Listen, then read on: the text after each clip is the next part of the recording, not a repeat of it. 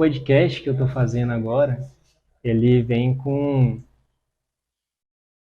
o objetivo de chamar profissionais e eu penso que a internet veio assim para ajudar muito na democratização da informação e muitas pessoas ainda não dão assim um valor para o profissional, não entende direito, muito por conta que não teve uma informação sobre, né?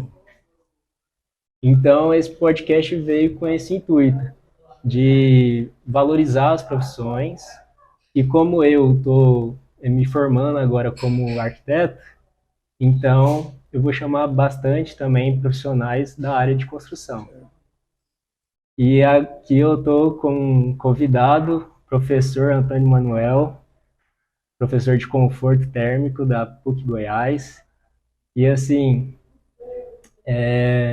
eu fico muito confortável de ter você aqui para conversar, porque você é uma pessoa que, além do conforto térmico, você nos traz um conforto assim muito bom de dialogar, de conversar. Você também é uma pessoa que gosta muito de conversar. Então eu fico muito confortável por ter você aqui. Assim, aqui a gente está num ambiente, uma cafeteria, chama A Ilha, e ela tem esse ambiente assim mais natural, e é um ambiente que eu tô querendo trazer assim para a nossa conversa, para a gente ter uma tranquilidade também, um ambiente mais confortável. E deu certíssimo, né? Vamos experimentar um cafezinho aqui agora também. Vamos.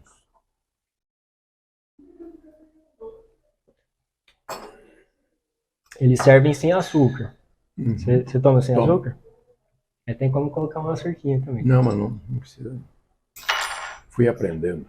Você foi aprendendo? Minha filha mais nova trabalha com comida saudável. É. Aí falava para mim que eu tomava açúcar com café. Aí eu levei uns 2 anos tirando o açúcar, botando o stevia e depois tirei o stevia também. Uhum.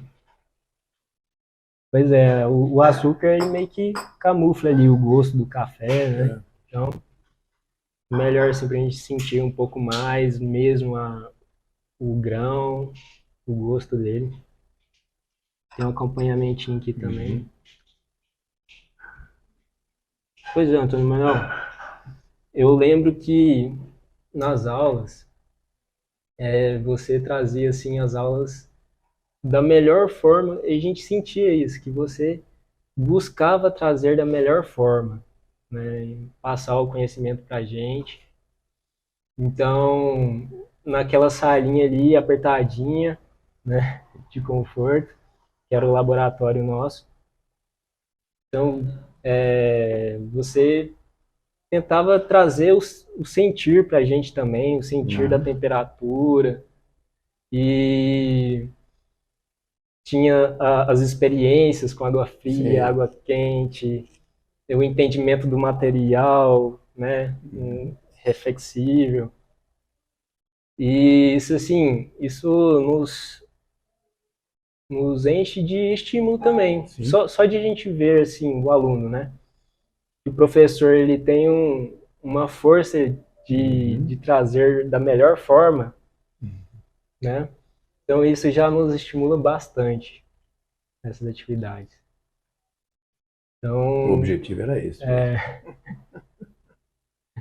e assim, uma matéria que foi muito difícil para mim, para muitos também, né? Mas é muito importante para a arquitetura esse aprendizado, né? Esse entendimento do conforto térmico, porque a gente vê em muitos lugares que faltou o arquiteto pensar, Claro. faltou até mesmo um arquiteto ali, né? Então, é uma das coisas assim, fundamentais para a arquitetura, uma coisa que é fundamental também para a construção da forma Certo. das edificações, né? E eu gostaria de saber um pouco mais assim da sua trajetória nessa disciplina, como que você começou a ir para essa parte da educação, como que você começou a ir para essa parte do conforto térmico. Então, eu acho que eu estou fazendo uma coleção de contos para publicar um livrinho, talvez até o final do ano. São pequenas crônicas, né, da minha vida, né, Certo. desde menino até pouco tempo atrás. E uma das experiências didáticas que eu tive importantes foi no segundo grau, no Colégio de Aplicação da Universidade de Brasília. Os 3 anos, que naquela época era dividido em científico, clássico. Eu fiz o científico, queria fazer engenharia mecânica para fazer projeto de brinquedos. Isso com 15 anos, né?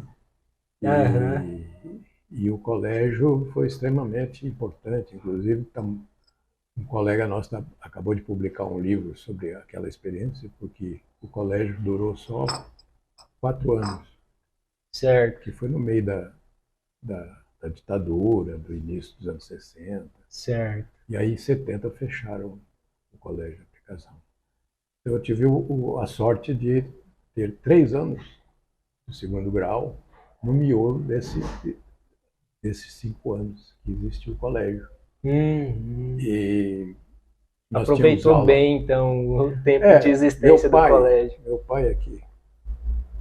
Eu acabei de retocar um pouco o texto, um dos textos que eu fiz, porque a gente estava morando na Superquadra 311, e do outro lado da W3, com 15 minutos a pé, eu chegaria num colégio importante, né, de lá, que tem o apelido de Elefante Branco, que é um prédio todo de concreto, pintado de branco, que era um colégio bom, tradicional. Né? E era só ou de manhã ou de tarde. Né? E o CIEM, o Centro Integrado de Ensino Médio, era de manhã, a manhã inteira, a tarde inteira e sábado de manhã. Era realmente horário integral. A gente quase sempre ia almoçar no bandejão da universidade, junto com professores e alunos. Mas o mais importante não foi isso, foi a metodologia, né? Que eles usavam, que estava ligada ao Darcy Ribeiro, a outros educadores daquela época.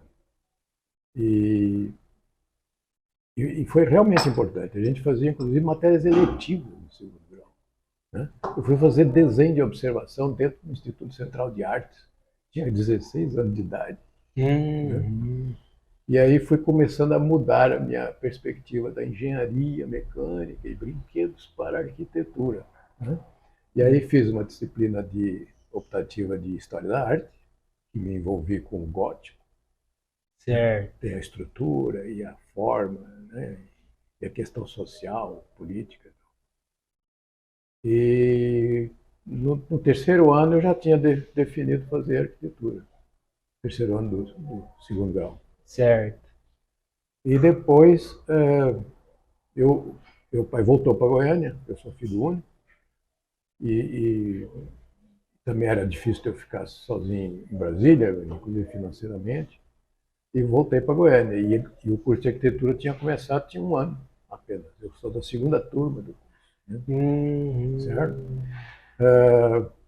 Aquelas experiênciazinhas que eu estava falando, aquilo começa a nascer antes de ter nascido. Porque foi lá no CIEM que eu tive esse contato, essa vamos dizer, metodologia, sei lá, essa complexidade dos fenômenos, né? Vistos, né? De todos os lados possíveis. Né? E um deles era o pessoal, o emocional e o sensorial. Né? E isso que acabou acontecendo alguns anos depois está ligado a essa experiência. E também na nossa escola, né? Que quando a gente montou a primeira experiência curricular, enfim, mais decente, foi em 78, com um currículo estudado, coordenado pelo professor Graves e tal. a gente começou o curso fazendo o CRIA, que vocês ainda fazem. São 2 ou 3 sessões só, né? No comecinho Mas da a gente, faculdade. em 78, a gente fez isso, nós, professores, passamos pelo CRIA. E era feito por um grupo de Brasília, né, que trabalhava com esse processo, né? Processo de sentir. E isso, junto com a experiência que eu tive no CIEM e o interesse pela escola, né, formou essa perspectiva que hoje eu consigo perceber, né? Não, na época não percebia, de pensar as coisas um pouco menos classicamente, digamos assim, certo? E com mais pé no chão. Certo. Aquela coisa do regional e do contemporâneo. Eu posso ser global, mas tenho que ser regional. Eu tenho que sentir o que a cultura, o clima e tudo isso, transformar essas coisas numa identidade arquitetônica, né? Certo. E isso foi nascendo dessa forma, né? E com literaturas mais escolhidas, né? O CIEM, por exemplo, tinha isso. Embora fosse considerado coisa de esquerda, que é uma besteira danada, né, na época, por isso que foi fechada pela ditadura, né, naquela época. A coleção principal de livros era de um grupo americano, né, de renome pedagógico, em todas as áreas, na física, na química, enfim, tudo. Né? E isso veio junto com o interesse, por exemplo, de um professor, a gente não tinha disciplina de conforto quando eu fiz o curso, não existia. Existia uma disciplina de higiene das habitações, que tinha um itemzinho lá sobre insolação. Mas nem. Aliás, foi dada por um professor já falecido, que a gente vai homenagear agora em dezembro, com os 50 anos da primeira turma de formandos, que é a primeira turma da escola. Eu estou organizando o evento. E o professor Vanderlei de Oliveira Melo, engenheiro formado na UFG, professor da UFG, e nosso professor durante um bom tempo, no início da escola, foi professor dessa primeira turma, foi meu professor. E ele não tocava nesse assunto, porque mal dava para ele fazer, era tanta coisa nesse higiene das habitações, e ele não tinha conhecimento também dos estudos de conforto, né? Era querer demais, né? Ainda mais sendo um engenheiro e não um arquiteto. Né? E ele era engenheiro hidráulico, ele trabalhava com parte hidráulica de edificações. Né? Bom, mas aí, nessa reformulação curricular que a gente foi fazendo, enquanto eu era aluno, inclusive, começamos a testar algumas coisas, né? Muito no mais ou menos, né? E depois, ao final, quando eu me formei, o professor Greif já estava com a gente, né? Estava fazendo reconhecimento do curso, quando eu terminei o curso. A primeira turma já tinha 1 ano de formado, e nós não tínhamos o curso ainda reconhecido. Porque a praxe do MEC é essa, a universidade tem autonomia para fundar o curso, e só pode pedir o reconhecimento depois de uma turma formada. Certo? Então, quando eu fiz o 5º ano, tinha uma comissão, que inclusive uma das pessoas principais foi colega meu de escola, o Simval Martins de Paiva, que foi professor nosso durante um bom tempo. Ele foi peça, era aluno, né? Aluno quintanista, foi peça importante nessa comissão. Quando aparece o professor Greif, né, por uma sorte dos professores que tinham feito o curso em Brasília, que o conheciam, né, que o trouxeram, e um deles era o professor, o que a gente chama de Chibil, Luiz Fernando Teixeira Cruvinel, que tinha feito a Universidade de Brasília, depois saiu, foi fazer um curso de arquitetura tropical de 1 ano, e voltou para Goiânia e começou a dar aula de projeto, porque a disciplina não existia. Né? Mas, nessas aulas de projeto, ele falava muito em arquitetura tropical. Né? E acabou fazendo algumas palestras, né? E um colega nosso, já falecido também, o Maurício Roriz, que era colega meu, tinha começado em Brasília, e depois parou, aquele movimento hippie de ir para fazer uma chácara e tal. Ele e a esposa dele, na época, Isa Costa, que é uma grande artista goiana, pararam de estudar, desiludidos com a ditadura, com a Universidade de Brasília, que era um grande projeto e depois foi abafado, né? De repente, quando a gente estava no meio do curso, ele resolveu voltar a estudar, estava em Goiânia e pediu transferência e terminou o curso comigo. E nessa época ele pegou todo esse material e fez uma apostilona, certo? Uma espécie de um mini curso, né?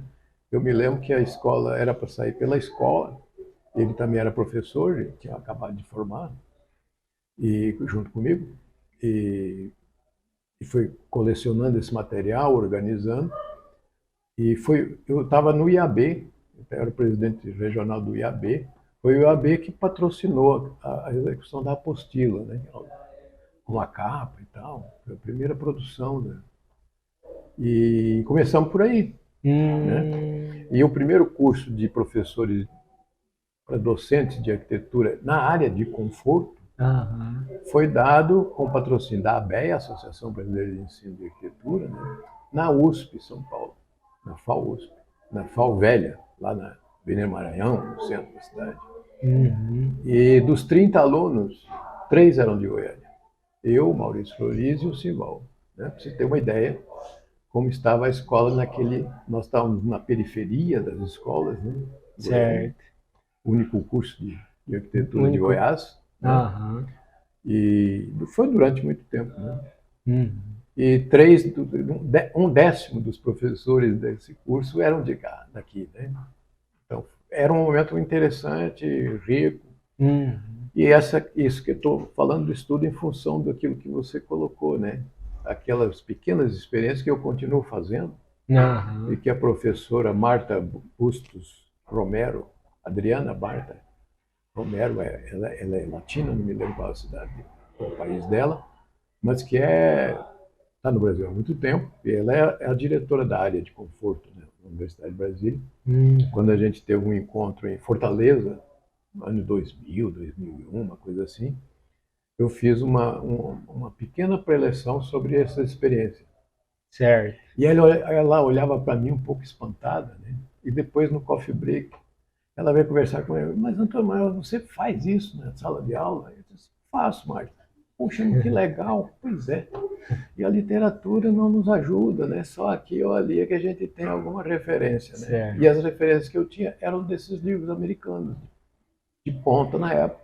Né? E posso dizer agora, recentemente, que a base curricular do fundamental brasileiro está prenha dessas ideias que a gente presenciou em 65, 6, 7 e 8, na Universidade de Brasília. Agora são atuais, depois de 50 anos mais.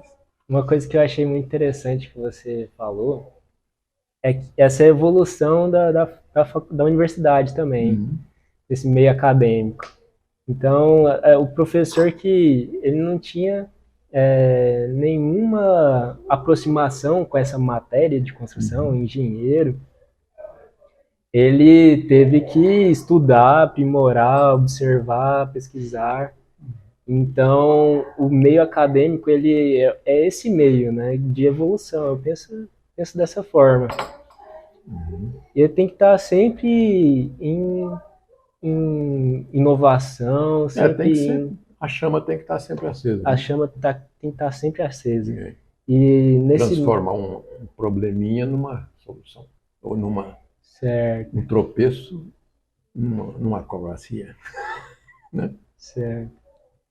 E assim, o momento que a gente está vivendo hoje, que é o momento da digitalização, e está tendo aquela discussão de que as universidades vão acabar, né? Eu penso que ainda está muito difícil disso acontecer por conta disso.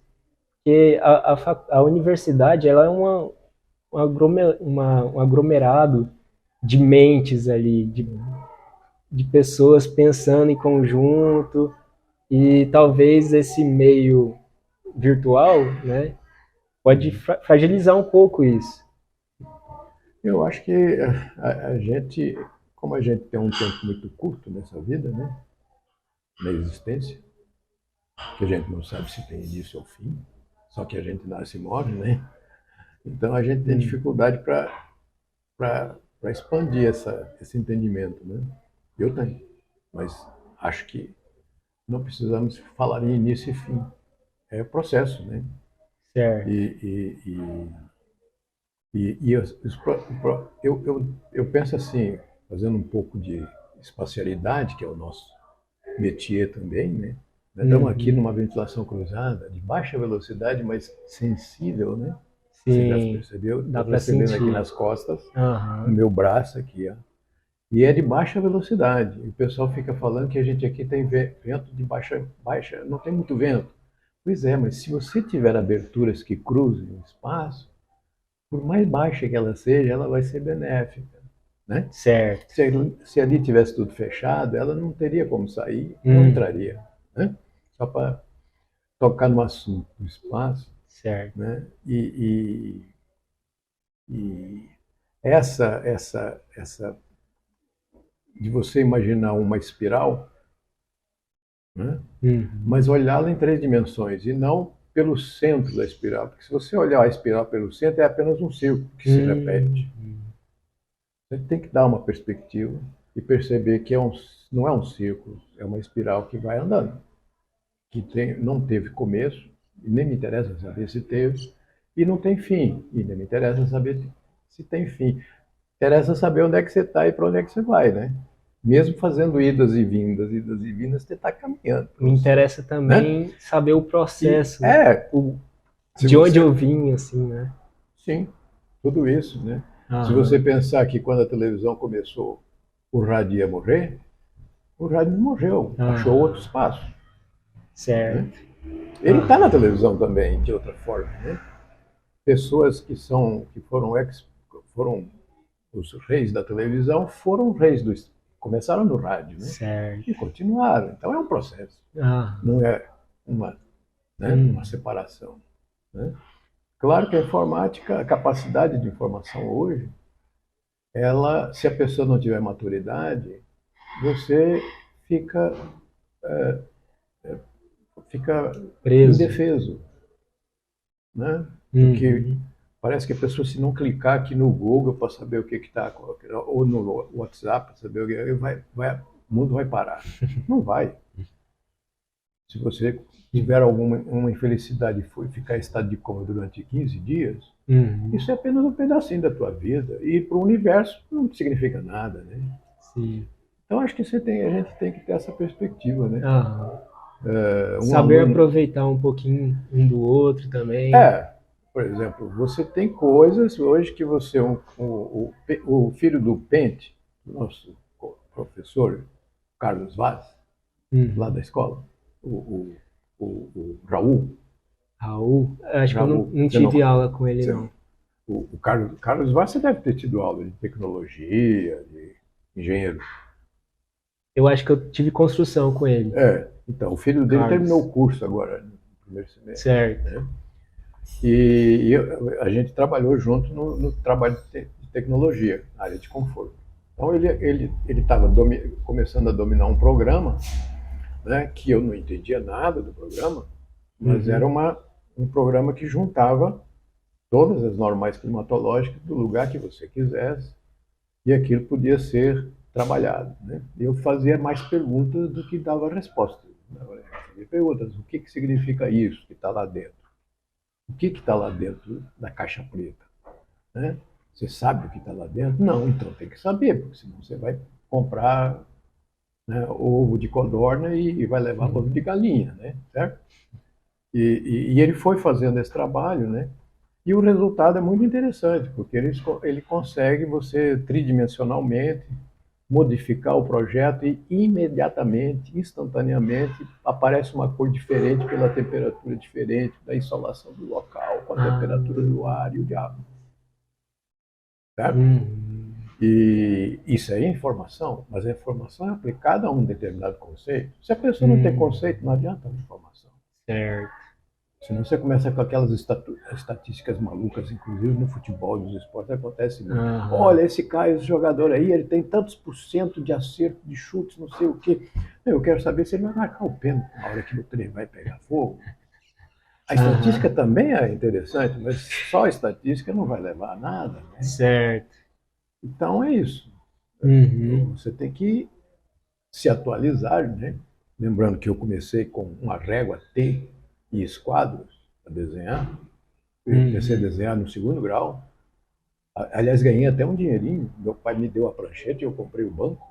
Não é aquela coisa mais tradicional da prancheta de madeira, um banquinho mais alto e tal. Certo. Fazendo levantamentos, né, em Brasília, na cidade satélite de Brasília, porque as pessoas faziam as casas, não tinham projeto, não tinham nada, e queriam, a prefeitura exigia para regularizar. Então, eu estava fazendo uma disciplina também optativa, de desenho técnico, e o professor nosso era aluno de arquitetura e estava trabalhando com um grupo lá de Taguatinga, uma coisa assim. Eu comecei a fazer desenho, até ganhei um dinheirinho antes de entrar na universidade. Certo. E era com a régua T, né? Durante o nosso curso de 5 anos, a gente substituiu a régua T por uma régua paralela. Certo? Foi um passo enorme. Né? A régua T, né? Sabe o que é, né? Uma régua T é um T. Né? Se você encosta a parte de cima do T aqui, a régua fica paralela aqui também, né? Só que, se você mexer muito na ponta aqui, ela perde essa reta aqui, a perfeição, né? Então, você tinha que deslocar, pressionar, e não podia pressionar a régua, você tinha que riscar em cima, certo? A régua paralela... Era a régua T com papel. Isso. Propriamente o cabeçote ficava na lateral, e aí você deslizava para cima e para baixo. Com o esquadro de 45 ou de 30 e de 60, você já fazia um bocado de coisa ali, né? Certo? Depois vem a régua paralela, que você pode puxá-la por qualquer lugar que ela distribui as forças e anda sempre paralela. Aí aparece uma coisinha de nada, mas para nós foi um grande pulo, certo? Agora, o pensamento que está por trás daquele desenho é o que comanda o processo. Né? Certo. E você não pode esquecer que tem uma nova tecnologia disponível.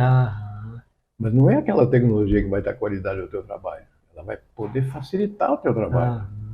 Certo? Entendi. Que é bem diferente, né? Então, as pessoas que eventualmente confundem desenho com projeto, né? Que, aliás, é interessante, eu estou lembrando do início da escola, que tinha uma série de alunos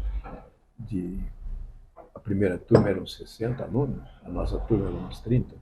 Muitos deles eram desenhistas profissionais, né? Certo. E vieram fazer arquitetura.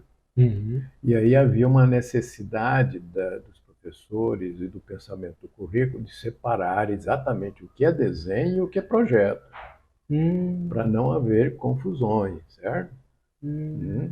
Quer dizer, o fato da pessoa já ser um desenhista técnico de arquitetura não quer dizer que ele levasse vantagem sobre outra pessoa que não tivesse esse desenho. Certo? Ele tem que ter o pensamento sobre arquitetura. Né? A forma de expressão, claro que ele tinha que aprender a fazer o desenho. Né? Mas nem sempre os bons desenhistas eram os melhores projetistas. Né? Quer dizer, não há uma causa e efeito, uma coisa muito cartesiana nisso aí. É uma mistura, né? Deixa eu ver se eu entendi. E talvez hoje a gente precise voltar a discutir esse assunto.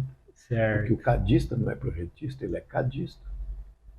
Acho que é a mesma coisa que aconteceu naquela época. Bom, vamos ver se eu entendi bem, né? O desenhista, que é acho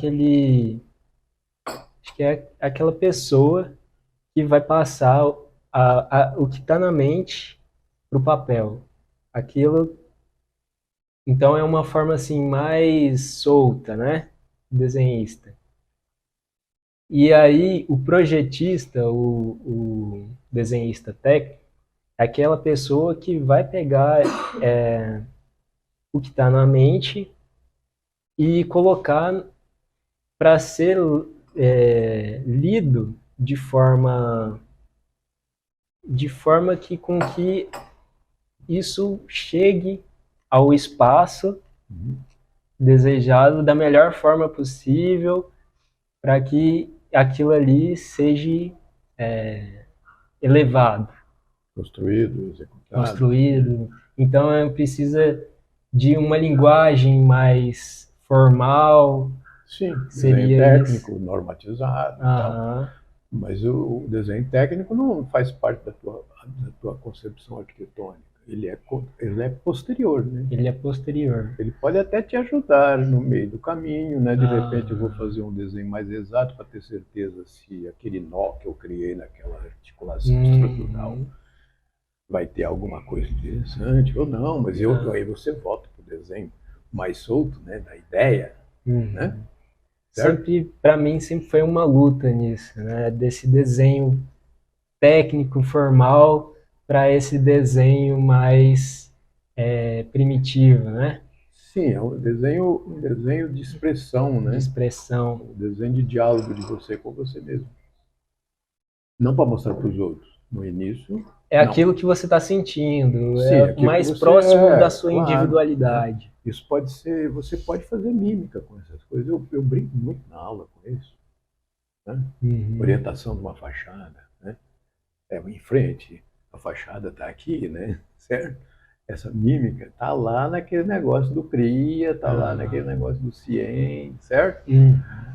O desenho geométrico, aquele programinha da carta solar, aquilo é apenas um desenho mecânico para te ajudar a definir com mais certeza alguma coisa. Certo. Mas se você não dominar o conceito, você vai errar o azimuth. E aí erra tudo. Não adiantou para nada. Sim. Há 5 milhões de anos, as pessoas conheciam o Sol melhor que a gente conhece hoje. Porque se ele não conhecesse, já tinha morrido. Estava perdido. Certo? E a gente hoje está numa abstração, e quando você vê uma geometria, acha que aquilo é uma abstração. É uma síntese gráfica de alguma coisa que está acontecendo. Podia ser outra técnica, podia ser outra técnica. Né? Sim. Hoje em dia, talvez não seja obrigatório estudar geometria descritiva, como eu tive que estudar, e ainda acho que vale a pena. Né? Mas existem outros meios de você transformar, ter a garantia da exatidão do espaço. Né? Tridimensional, bidimensional, quadridimensional, sei lá. Né? Certo? Então, tem que ter. Você tem que ir e vir. Ir e vir. Né? Sim. Bom, Antônio Manuel. É uma conversa mais geral. Né? Mais geral. O meu intuito desse podcast é ter uma conversa assim, mais rápida, simples, né? Eu penso que a gente vai ter muitas oportunidades também para conversar mais. Pode ter certeza que eu vou te chamar aqui mais vezes para a gente tomar um cafezinho. E eu queria finalizar um pouco sobre esse lidar com o aluno, esse lidar com o cliente. Como que foi essa construção de lidar da melhor forma, né, com o cliente, com o aluno? Você chegou assim numa linha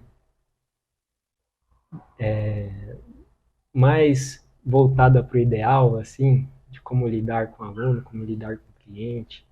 Eu acho que não foi um processo, né? Eu não tinha imaginado que eu fosse ser professor de qualquer coisa, né? Só que vem a monitoria, você se destaca um pouco, os teus professores te chamam para trabalhar junto, e a coisa vai se construindo, né? Você não pode perder a oportunidade, né? No bom sentido, né? Não é seja o que for. Não é bem assim, né? E eu acho que esse processo ele vai ter que ser criado a partir da tua personalidade, a partir do meio que você está, que pode ser mais que ajude mais ou ajude menos, né? Tudo depende, né? Mas não é uma coisa cartesiana, certo? Vou fazer isso assim, sempre aquilo assim. Para dar certo. Muitas vezes dava certo porque pegou um outro caminho, e ficou melhor do que aquilo que tinha pensado antes. né? Certo. Agora, eu sofri muito com a falta de resiliência. Eu sei disso. Aham. E foi mais difícil. Talvez uma pessoa com maior resiliência, que esteja com mais tranquilidade e ao mesmo tempo com perspicácia, né, né? Certo? Vai Certo. ter menos dificuldade do que eu tive. Aham. Não sei. Então, Mas essa interação não é fácil, né? sim. Certo? Então é natural essa dificuldade. É Sem natural dúvida. esse Eu acho lidar. que quem não tiver, se disser que não tenha dificuldade em qualquer área, O que é precisa mesmo pretensioso demais. essa resiliência, então, que Acho que sim. é o caminho A resiliência positiva, né? Aquela positivo. resiliência que o conceito é amorteço para continuar para frente e não para retorno, né? Certo. Quer dizer, primeiro você pode levar, uma pessoa gritou com você, aí você gritar de novo em cima. Uhum.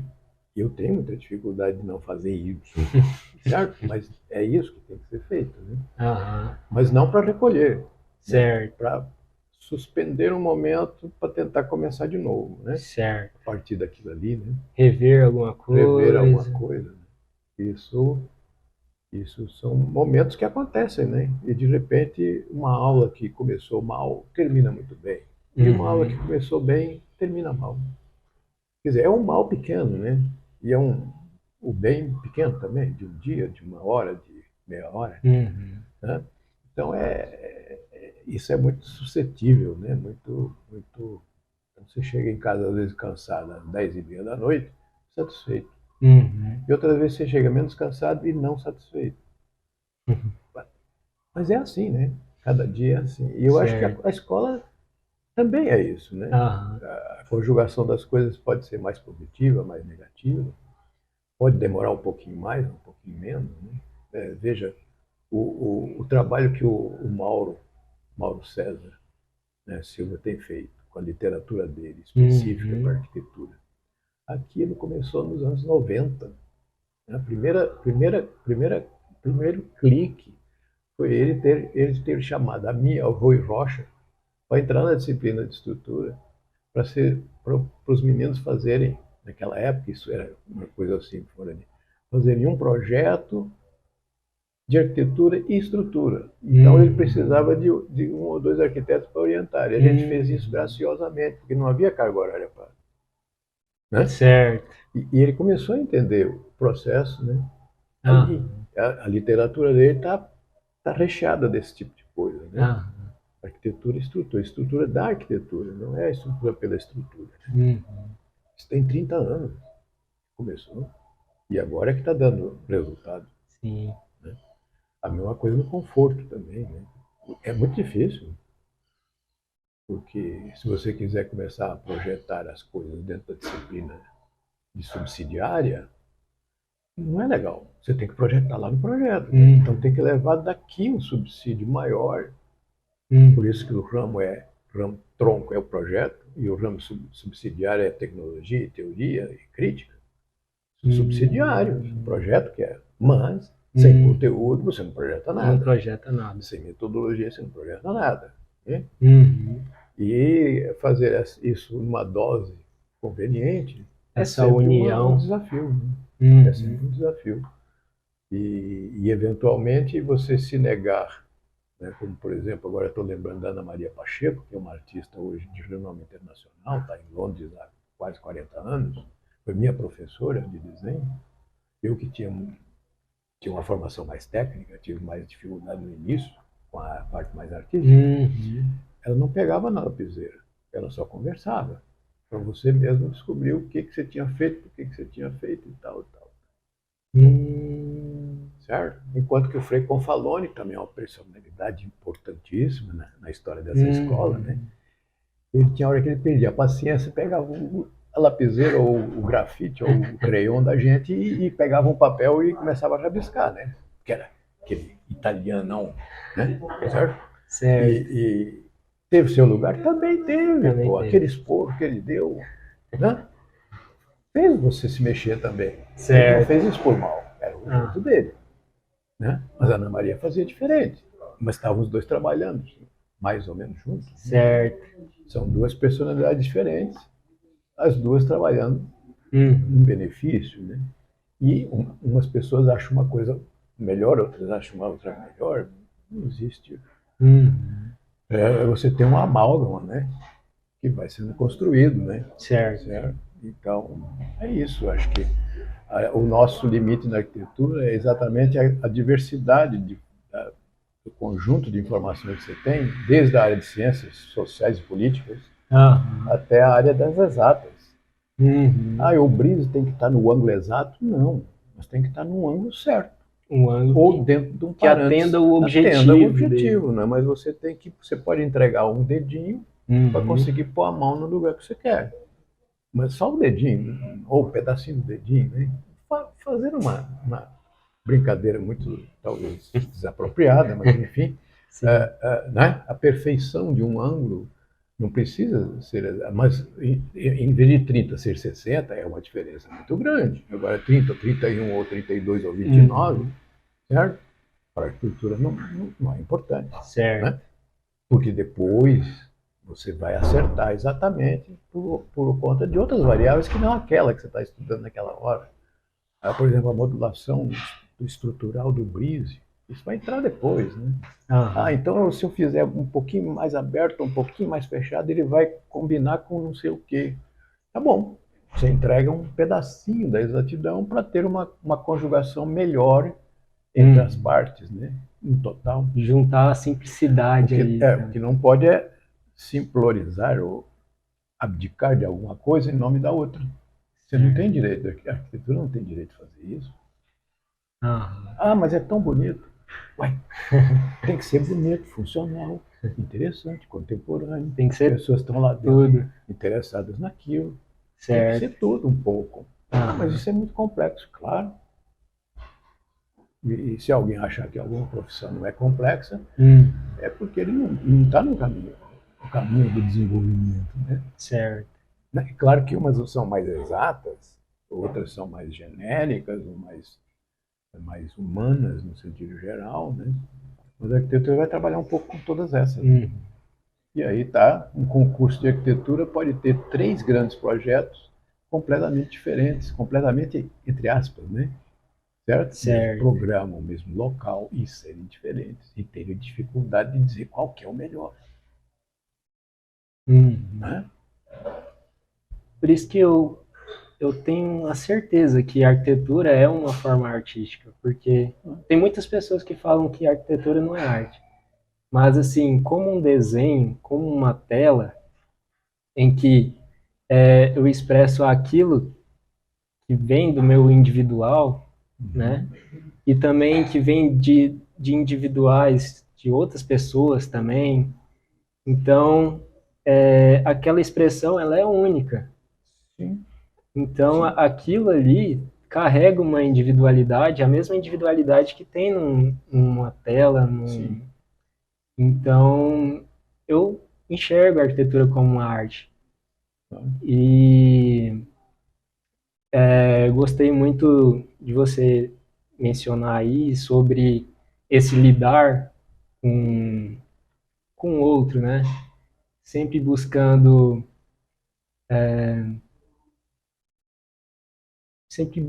assim o entendimento, né? Não deixar se abater, ser mais constante. E também você trouxe da união de mentes, de jeitos, de características, de psicologias. E isso tudo enriquece. Tudo enriquece, tudo tem assim, poderia ser levado da melhor forma, de uma outra forma melhor, mas esse entendimento de que naquele momento eu busquei chegar, né, num objetivo, e se eu cheguei nesse objetivo, eu tenho, né, essa individualidade, essa expressão. É claro que ela poderia ser melhor, mas naquele momento aquilo ali foi o que eu consegui entregar da melhor forma. E, e isso eu vejo como arte, isso eu vejo como ideal mesmo. Sim, é uma arte aplicada, é uma arte que tem um compromisso social muito grande, que tem um respeito à pessoa que tem necessidade daquilo muito grande. O que não quer dizer que não seja arte. Né? Eu diria que é a arte do ofício, não é artifício. Né? Certinho. Antônio Manuel, a gente vai continuar conversando aqui. Ok. Vamos experimentar outros pratos aqui do café. E a gente vai ter muitas conversas ainda. Eu vou chamar você muitas vezes aqui para estar presente. E tenho certeza que você tem muita coisa ainda para falar um pouco dos seus futuros projetos aí, que você contou um pouquinho também, que você está querendo movimentar agora. Uhum. Quer deixar algum recado? Sim, a gente está organizando. Bom, agora eu vou falar duas coisas, então, aproveitar a brecha. Certo. A primeira é a comemoração e a homenagem, né, à turma que se formou em 1972, em 16 de dezembro, a colação de grau, e que a gente vai fazer uma reunião extraordinária do nosso colegiado, com dois dos fundadores presentes, já confirmados, o Helder Rocha Lima, e o nosso diretor daquela época, o artista plástico José Amaury de Menezes. Né? E estamos cavucando todos os nomes de todos os professores que foram professores daquela turma, que foi a primeira do Centro-Oeste, fora Brasília, né? Fora Brasília, que já foi primeiro, a UNB, né? E fazer uma coisa simples, né? Provavelmente participada pelo CAL, pelo Conselho de Arquitetura também. E vamos fazer isso no dia 16 de dezembro, às 19 horas, no auditório Marisa Roriz, que é o antigo auditório da arquitetura, né? Com a presença desses fundadores e, se possível, de um número de professores daquela época, que inclusive já não estão mais na ativa, né? Que a gente pretende. Alguns ainda estão na ativa. Né? E a outra coisa é para outubro, segunda quinzena de outubro, nós temos o congresso todo ano, né? A Católica vem fazendo isso com sistemática, né? O congresso de ciência e tecnologia, e agora que tem o nome desde o ano passado, de informação, tecnologia e inovação. Certo. E a gente está montando uma mesa redonda dentro da ideia de arquitetura,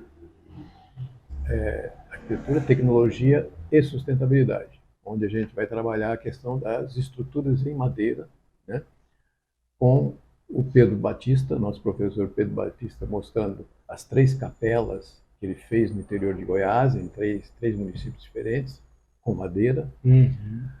Eu vou mostrar a escada de madeira, ficou mais ou menos famosa nos anos 80, né?